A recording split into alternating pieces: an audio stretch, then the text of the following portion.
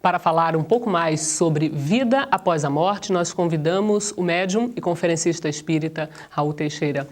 Raul, morremos e a partir daí? Estamos num longo e profundo sono ou há alguma vida após essa morte? Não, Cláudia, a morte, ao contrário do que muita gente pensa, é a continuidade da vida. Aliás, é a própria essência da vida. Se não houver morte, a gente não tem noção de vida.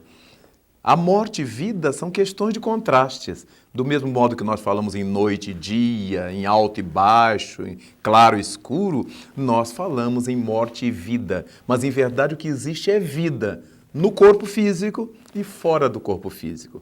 Então, aquelas criaturas que estamos vivendo hoje no corpo físico, daqui a pouco mais estaremos vivendo fora desse corpo físico. Paulo de Tarso já dizia que vivemos na Terra em corpos corruptíveis e no céu viveremos em corpos incorruptíveis, referindo-se a esse corpo espiritual que nós, os espíritas, chamamos de perispírito e que Paulo chamava de corpo espiritual ou corpo incorruptível. Vamos continuar a manter os contatos com os nossos seres queridos, vamos continuar com as dificuldades com aqueles com quem não tenhamos tanta afinidade, vamos continuar com a necessidade de crescer, de evoluir, porque Jesus Cristo nos disse que era necessário ser perfeito como o Pai Celestial é perfeito. Como isso não pode acontecer de repente numa única vida? Até porque nem todos nós vivemos muito tempo numa única vida, pessoas que nascem e morrem, outras vivem algumas horas, alguns dias, poucos anos, e mesmo que vivêssemos 100 anos, 150 anos, o que é que a gente aprende para sermos como Deus ou nos aproximar de Deus nesse período? Obviamente que é importantíssimo que tenhamos essa visão de que depois da morte as coisas não se acabam, porque a morte é apenas o final do corpo físico. Nós saímos dos corpos, mas não saímos da vida. E por causa disso, depois da morte, só há vida. Bom, se aqui na Terra estamos aqui para melhorar, para evoluir, e no mundo espiritual, evoluímos também lá? Evoluímos primordialmente no mundo espiritual, porque é o mundo normal primitivo, é o mundo das realidades. Tudo que se passa no mundo Terra, nos planetas materiais, são as irrealidades. É como se nós estivéssemos trabalhando num laboratório para aprendermos aquilo que vamos fazer de fato na nossa vida. Estamos realizando na Terra a experimentação da teoria apreendida. Então, se a gente aprende que a lei divina é a lei do amor, a gente vem para a Terra para aprender a viver a lei do amor, por exemplo. E essa lei do amor se espraia sob diversas angulações. Você vai viver a lei do amor no trato com a sua família, na educação dos seus filhos, no respeito ao seu esposo ou esposa ou sua mulher. Você vai viver a lei do amor na relação com seus empregados, com seus funcionários, com seus patrões, com seus colegas de trabalho. Você vai viver a lei do amor na sua realização social, no clube, onde você esteja. Porque lei do amor é uma coisa amplíssima. Quando um governante vai viver a lei do amor? Quando ele coloque-se a serviço do bem coletivo que ele jurou no ato da posse. Então, quando você dá escola, você dá saúde, você dá condições de vida às pessoas, quando você realiza a possibilidade do emprego, da libertação social do indivíduo, da libertação socioeconômica, a despeito da sua própria vida, você está amando. Então, a lei divina, chamada lei do amor, ela contempla um leque muito amplo de possibilidades. Então, no mundo dos espíritos, nós continuamos a desenvolver essa busca de Deus em nós, esse amor que precisamos desenvolver, e nos planetas materiais, nos mundos materiais, nós vamos exercitar isso. Por isso é que é difícil. Esse é um mundo de provas. Qual é aluno que acha prova fácil? Só o estado emocional com que você vai fazer a prova, ela já está difícil. Por mais que você tenha estudado tudo, sabido tudo, mas é uma prova. Só o nome. Só o nome. Já não é? E quando se fala de expiação, que é a condição da Terra, então a provação significa aquele estágio em que você está necessitando fazer aprendizados novos. Você tem que aprender novas coisas, fixar aprendizados. E a expiação é aquele estágio em que você resgata dívidas morais, acerta-se com a lei da consciência, paga débitos contraídos com as leis da vida. Então, a expiação é que nos leva a sofrer, a resgatar, a enfrentar essas lutas morais, mas a provação é que faz com que a gente, ao aprender determinada coisa, seja testado nesse aprendizado feito. As religiões estão aí na Terra com essa finalidade, deveriam estar com essa finalidade, de nos fazer entender a importância de viver no mundo a lei do amor, a lei de justiça, a lei de caridade, a lei de sociedade. O difícil, Cláudia, não é morrer, não é ir para o mundo espiritual. O difícil é estar aqui. Como para qualquer aluno, o difícil não é estar na sua casa, com seu pai, sua mãe, seus irmãos, onde ele põe os pés para cima, fica à vontade. O difícil é viver no meio dos outros, obedecendo regras, sabendo que ele não pode fazer tudo que ele quer, mas tem que fazer tudo que ele deve. As pessoas à sua volta cobram seu respeito, cobram seu enquadramento. Então essa é a vida no mundo. Nós estamos numa escola. Estamos exatamente aprendendo a crescer para Deus, a nos libertar como seres espirituais desencarnados ou como seres espirituais encarnados. Raul, depois que morremos, encontramos ou reencontramos os nossos amigos, os nossos parentes, as pessoas queridas de imediato e também nossos inimigos ou pouco amigos? Indubitavelmente. Imediato? De imediato, não, mas a gente vai encontrando. É como você chegar de uma grande viagem.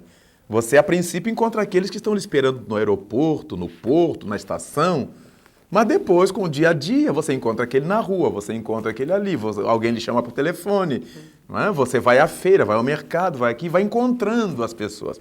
Quando nós chegamos no mundo espiritual, ocorre a mesmíssima coisa. Há aqueles que vão nos esperar no pórtico da vida espiritual. Aqueles que sabiam que nós iríamos desencarnar e que foram fazer a comissão de frente, a comissão de recepção para nos receber. E aí nós somos levados para esse estado de repouso, que a gente precisa muitas vezes em sair do corpo lúcidos, ativos, e depois é que relaxa. Muitas vezes a gente sai do corpo e não tem a noção de que desencarnou. Mas quando nos deparamos com aquela turma toda na estação nos esperando, e a gente sabe que já eram parentes mortos, a ficha vai caindo, como a gente diz popularmente. Nós vamos nos assenhoreando da realidade. E esses nossos seres queridos vão tratando de pouco a pouco nos informar, nos confirmar que nós já não fazemos parte da vida corporal. Mas há situações em que nós desencarnamos completamente anestesiados. Entramos no mundo espiritual completamente sem memória de nada, como se estivéssemos num estado de coma. E só despertamos depois de muito tempo. E aí nos deparamos com seres queridos à nossa volta ou com seres pouco amados à nossa volta. Alguns que nos bendizem, alguns que nos fazem cobranças. Alguns que nos recebem bem e outros que nos hostilizam. Isso em função da nossa sementeira deixada no mundo. Há intrigas no mundo espiritual? Muitas intrigas no mundo espiritual. Porque uma coisa interessante é que nós não somos o corpo. Nós somos o ser espiritual e usamos um corpo para habitar os planetas materiais, um corpo físico. E no mundo dos espíritos nós viveremos num corpo energético, num corpo fluídico, como a gente queira chamar, num corpo espiritual. Mas aquela criatura que tem por costume fazer intrigas, fazer o tititi, elas continuam fazendo isto. É por isso que muitas entidades da sombra se aproveitam de encarnados invigilantes e começam a pôr-lhes na mente intrigas contra terceiros. E de repente, você não sabe por quê, começa a desconfiar mal de alguém. Dentro de você, aquilo é uma realidade. Como se tivesse nascido de você aquela certeza, quando ela está sendo recalcada, induzida, inspirada por entidades intrigantes, entidades fofoqueiras, diríamos assim. Então, o indivíduo não se santifica porque saiu do corpo. O indivíduo não vira santo, não fica um anjo porque morreu. Nós saímos do corpo, repito, mas não saímos da vida. E desse modo, aquilo que a gente desenvolvia aqui, nós vamos continuar fazendo no mundo espiritual. Há uma grande diferença. É que aqui, a massa das pessoas gosta desse tititi, alimenta esse tititi. E quando chegamos na pátria espiritual, nós vamos ficando tão isolados no nosso tititi que vamos nos sentindo infelizes. Porque as entidades benfeitoras, nossos anjos guardiães, não nos dão guarida nesses estágios. Então nós vamos ficando nas mãos de quem nos sevicia, de quem nos explora. E essa exploração nos causa sofrimentos. E vamos aprendendo a deixar de falar mal, de pensar mal, de querer o mal, pela própria experiência de autossofrimento. De maneira que a grande diferença é que o mundo em que nós vivemos, o mundo terra, ainda é um mundo onde o mal sobrepuja. Então, se alguém falar mal de você comigo, é bem capaz que eu goste, porque eu fiquei superior a você, eu descobri uma fragilidade sua, eu passo, de certa maneira, a controlar a sua vida. Mas quando eu vou evoluindo, eu me dou conta de que não me interessa saber seu lado negativo. E se algum dia eu souber, é para lhe ajudar e não para tirar proveito disto, para explorar a imagem negativa sobre você. Raul, no caso dessas mortes coletivas, um acidente aéreo, uma catástrofe ambiental, o que acontece logo após esses acidentes? Essas pessoas, esses espíritos todos, chegam também coletivamente no mundo espiritual? Chegam todos juntos? Enfim, eles se encontram de imediato? Como é que isso funciona? É muito interessante, Cláudia, porque nós diremos que eles chegam todos juntos ao mundo espiritual. Porque o mundo espiritual não é um lugar para onde a gente vai tomando uma condução, etc. Como a gente aqui, será que vamos chegar todos juntos ao Rio de Janeiro, a São Paulo, saindo de Brasília? Não, depende se eu for de ônibus, depende se eu for de avião, depende se eu for de carro ou a pé. Mas quando se trata de desencarnação, no momento em que eu saio do corpo físico, eu já estou no mundo espiritual. O que vai pesar aí é o nível de minha espiritualidade. É a minha condição espiritual. Essa é que vai dizer se eu vou travar contato imediato com os meus benfeitores, com meus amigos, com meus familiares ou com os meus adversários, meus inimigos, as pessoas às quais eu fiz mal. Seria uma espécie de meio de transporte? Exatamente. Conforme o seu grau de evolução meu espiritual. Grau de evolução. Chega-se mais rápido. Ou tem-se esse contato mais rápido ou não? Ou não. Ou eu posso me sentir feliz com aquela saída do corpo, livre de uma tormenta que a vida me causava, ou mais atormentado ainda, por uma razão muito curiosa. Quando nós estamos reencarnados, quando estamos no corpo, todos os problemas que a gente vive, o corpo, de certa maneira, é um quebra-luz. Se eu tiver com muita dor de cabeça, eu tomo um comprimido, vou dormir e pronto, e passa. Mas no estado espiritual, quando eu já não tenho um corpo físico, eu sofro tudo intensamente, sem possibilidade de abafar. Sem esse quebra-luz que o corpo representa. Sem esse abajur que o corpo representa.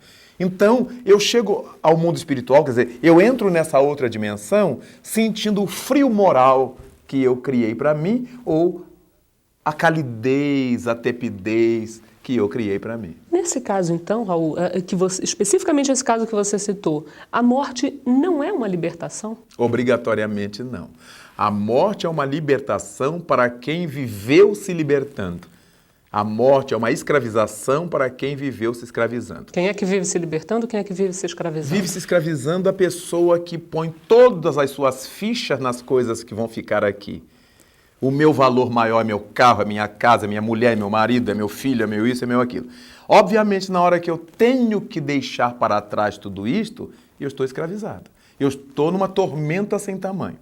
Quando nós vivemos no mundo, usando as coisas, sem permitir que essas coisas nos usem, eu não sou escravo da minha casa. Eu adoro a minha casa, mas se eu tiver que ficar sem ela, eu vou ficar feliz do mesmo jeito, eu vou viver do mesmo jeito. Eu adoro o carro que eu tenho, mas o dia que eu não tiver, eu tenho minhas pernas, eu serei feliz do mesmo jeito. Essas são as pessoas que vão se libertando enquanto estão vivendo no corpo físico.